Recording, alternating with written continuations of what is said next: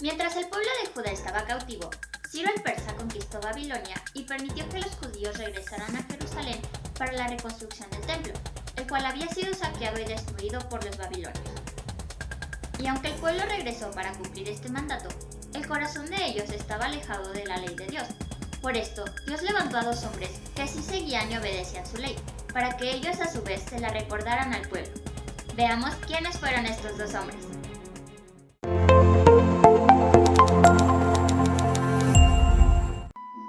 En un principio, Esdras y Nehemías eran un solo libro, pero posteriormente fueron separados. Además de estar relacionados entre sí, estos 2 libros están relacionados con el libro de Esther, pues el reinado de esta fue entre el término de la construcción del templo y la llegada de Nehemías a Jerusalén. Además, se cree que los autores de ambos libros fueron ellos mismos. Los primeros versículos de Esdras son los mismos 2 últimos versículos de Segunda de Crónicas. Dios usó a Ciro para pregonar el decreto que permitía a los judíos regresar y reconstruir el templo en Jerusalén. Esta reconstrucción era muy importante, pues sustituía al tabernáculo, el cual desde el Éxodo era el método que Dios utilizaba para reunirse con su pueblo. Desde el primer capítulo de Esdras se puede ver el cuidado de Dios por su pueblo al darles las provisiones necesarias. En el siguiente capítulo se hace un registro de todos los que volvieron a Judá con Zorobabel, un líder muy importante y antepasado de Jesús. El registro mencionaba especialmente a los sacerdotes, a los levitas y a los trabajadores del templo. Todos ellos serían de vital importancia en la reconstrucción del mismo. En este capítulo la lista es muy similar a Nehemías 7.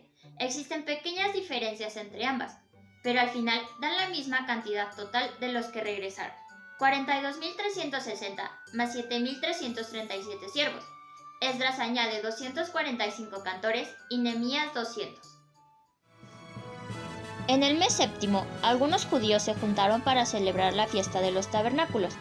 Esta festividad era hecha para recordar los tabernáculos que hacían los israelitas cuando estaban en el desierto. Para celebrarla, el pueblo judío peregrinaba a Jerusalén y presentaban ofrendas y sacrificios de animales. Después de esta festividad, empezaron con los preparativos del templo. Sin embargo, los enemigos de Judá y Benjamín vinieron a Zorobabel y quisieron tener parte en la reconstrucción del templo, pues ellos también adoraban a Jehová, pero él solamente era uno de sus tantos dioses, de modo que los líderes de Israel los rechazaron. Al verse rechazados, decidieron cambiar su estrategia. Primero trataron de intimidar al pueblo para que no edificaran el templo. También sobornaron a los consejeros para que ejercieran presión en la corte real contra Israel, por lo que la obra se vio interrumpida hasta el reinado de Darío, el sucesor de Ciro. Este rey mandó que en vez de estar estorbando la obra, debían proveer lo necesario para el servicio del templo. De hecho, hizo un decreto en el cual mencionaba que se castigaría con pena de muerte a aquel que estorbara la obra. Al ser órdenes del rey, fueron obedecidas de inmediato, por lo que el templo se concluyó unos cuantos años más tarde. Después de esto, el pueblo podía ver claramente la mano de Dios a través de todos los favores que Darío les había concedido. En este punto hay una brecha de más de 50 años. Durante este tiempo, el rey Artajerjes sucedió a Darío. Además, se menciona a Esdras, el personaje principal de este periodo. Esdras meditaba en la ley de Jehová día y noche, por lo que prosperaba en todo lo que hacía para Dios. El rey Artajerjes emitió un decreto que hizo posible un segundo regreso a Jerusalén, pero ahora dirigido por Esdras. Fue enviado principalmente para supervisar que todo se estuviera haciendo de acuerdo a la ley. Poco tiempo después de haber regresado a Jerusalén, le reportaron a Esdras que los sacerdotes, los levitas y el pueblo habían contraído matrimonio con mujeres de los pueblos vecinos, cosa que estaba prohibida en la ley de Dios. Esdras, al oír esto, se afligió en extremo e intercedió por el pueblo. Su aflicción fue porque el pueblo no entendía que debía apartarse del pecado. De hecho, este fue uno de los pecados por los cuales Israel fue castigado unos años antes.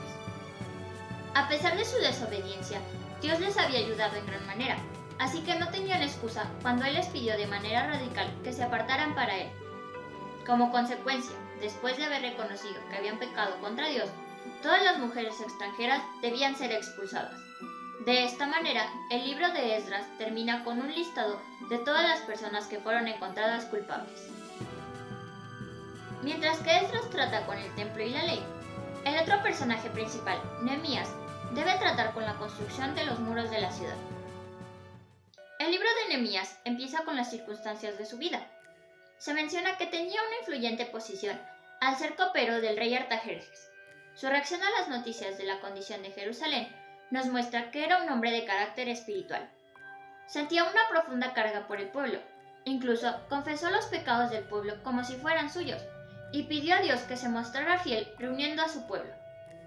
Además, pidió tener gracia delante del rey para poder presentarle un plan para ayudar a sus hermanos. La fe de Nehemías se vio recompensada un poco de tiempo después. El rey le concedió su deseo y lo hizo gobernador de Judá. Nehemías sabía que para la seguridad de la ciudad se debían construir muros, por lo que empezaron con la obra. Sin embargo, al igual que pasó con el templo, empezaron los obstáculos, pero a pesar de la oposición, el muro logró ser terminado. Tan pronto como el muro y las puertas estuvieron terminadas, Nehemías empezó a organizar la ciudad de manera adecuada. Estableció a los guardas de Jerusalén, empadronó a la población, revitalizó la religión de Jerusalén y dedicó el muro. Después de servir 12 años en Jerusalén, regresó a Babilonia, pero tuvo que volver para corregir varias cosas que estaban mal. Restauró los diezmos para los levitas, eliminó todas las actividades ilegales en el día de reposo y disolvió los matrimonios con mujeres extranjeras de la misma manera que Esdras. En todo el tiempo que gobernó Nehemías, se mostró como un hombre enfocado en las cosas de Dios. Advertía, amonestaba y reprendía a cualquiera que transgredía la ley de Dios, sin importar quién fuera. Con este último capítulo llegan a su fin los libros históricos del Antiguo Testamento, y ya no se mencionan acontecimientos más adelante en la historia. Los libros que siguen a Nehemías no se dedican a recopilar las cosas que pasaron, sino que hablan de otras cosas y encajan cronológicamente antes de este tiempo, con excepción de Malaquías, que es el último libro del Antiguo Testamento que veremos después. A través de Esdras y Nehemías podemos aprender muchas cosas. Una de ellas es que Dios usa a todos por igual, pues usó a muchos reyes impíos para cumplir sus propósitos y a la vez advertir al pueblo. Esdras nos enseña que cuando las personas leen la palabra de Dios, la obedecen y se separan del pecado, Dios hace grandes cosas con su vida. Nehemías es un ejemplo admirable de un liderazgo eficaz de una vida espiritual. En primer lugar, tuvo la visión para lograr una meta. Después de analizar el problema, decidió tomar las medidas apropiadas y enseguida motivó a otros compartiéndoles su misión. Luego le vemos delegando autoridad y asignando tareas, y finalmente supervisó y verificó la obra hasta que el proyecto finalizó satisfactoriamente. Por lo que hoy nuestro objetivo es invitarte de igual manera a depender de Dios para que puedas entender sus propósitos en tu vida y cumplas con la misión que Él te mande de la mejor manera. Nos vemos en un próximo video.